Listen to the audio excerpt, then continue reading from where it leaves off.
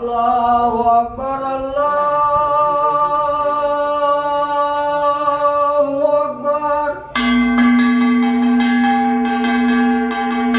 বাংলাদেশের সাম্প্রদায়িক সম্প্রীতির ইতিহাস অনেক সমৃদ্ধ, যার অন্যতম নিদর্শন ব্রিটিশ বিরোধী আন্দোলনের প্রথম নারী শহীদ বীরকন্যা প্রীতিলতার জন্মভূমি স্মৃতিধন্য পটিয়া উপজেলার ধলঘাট ইউনিয়নের কৃষ্ণখালী এলাকায়।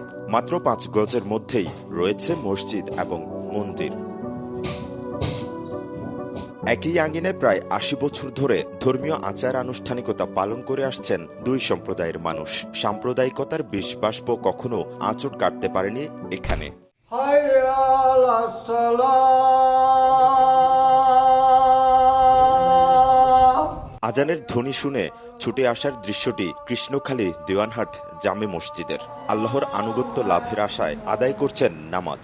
মসজিদের পাশেই মন্দির কৃষ্ণখালী মাতৃমন্দির, যেখানে সনাতনীরা তাদের নিয়মিত পূজা অর্চনা করে থাকে। বিভিন্ন সময় দেশে সাম্প্রদায়িক সহিংসতার ঘটনা ঘটলেও এখানে এর কোনো আঁচ পড়েনি। স্বাধীনতার আগতুন মসজিদ এবং মন্দির হিন্দু মুসলমানের ভিতর হনদিন কি না হয়, দ্বন্দ্ব আরাতে না হয়। আর সবসময় তারা পূজা পার্বতলি মনোরণ আর নামাজের টাইমে তারা মেঘ বন্ধ রাখি, আর নামাজ শেষ হওয়ার পর দিয়ে তারা পূজা পার্ব শুরু করি।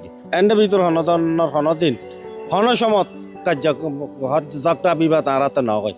এবং আর একসাথে বইয়ের যে এক একজনের এককভাবে সহযোগিতা করি ইয়ানোর দৃষ্টান্ত আছে। দাদা, আমরা তো কোনোদিন কোনো ব্যতিক্রম কিছু করি নাই, দেখি নাই। টানা 7ম-বারের মতো বেস্ট টিস্যু পেপার ব্র্যান্ড হিসেবে স্বীকৃতি পেয়েছে বসুন্ধরা টিস্যু। আজ থেকে 200 বছর আগ পর্যন্ত মসজিদ এবং কৃষ্ণখালী মন্দির, যে খালী মন্দির সহ একসাথে দীর্ঘ সময় কোনো নির্ভেজালে এখনো পর্যন্ত এখানে ধর্ম পালিত হয়। পটিয়ার ধলঘাটের কৃষ্ণখালী দেওয়ানহাটে আজ থেকে 81 বছর পূর্বে 1944 সালে মুসলমানদের ইবাদতের জন্য স্থানীয় সমাজসেবী আব্দুল গফুর মসজিদটি নির্মাণ করেন। তারও 26 বছর পূর্বে 1918 সালে তৎকালীন জমিদার প্রসন্ন বাবু দান করা জায়গায় নির্মাণ হয় দেওয়ানহাট কৃষ্ণখালী মাতৃমন্দির। আর এই মসজিদ ও মন্দির কমিটির লোকজন একসঙ্গে বসে সিদ্ধান্ত নেন কিভাবে ধর্মীয় অনুষ্ঠান আয়োজন করা হবে। নামাজের সময় বন্ধ থাকে ঢাকের বাদ্য বাজনা। মঙ্গল বলে কেন দুঃখ বাড়তে দিই। এখন এখান থেকে 2 আজারের মধ্যে আছে, আর এখন অসুবিধা না, আর দুনো মিলিমিশি থাকে, আর আছে কোনো বেজাল নয়। এমন কিছু দেখি নাই যে ওরা অনেক বিশৃঙ্খলা সৃষ্টি করতে। ওদের পূজার সময় ওরা পূজা করে, আমরা নামাজের সময় নামাজ আদায় করি। মন্দিরের পাশেই ওরা প্রায় 300 জনের মতো খানা ফিনা করেছেন। ওরা নির্বিঘ্নভাবে খানা ফিনা খেয়ে ওদের পূজা সেরে আবার ওরা চলে গেছে। আমরা আমাদের তারাবি পড়ার সময় ওরা কোনো ডিস্টার্ব করে নাই। আরো তো মোটামুটি 12,000 এটা কোনো ডিস্টার্ব নাই, আরো বেগ মিলে আছি।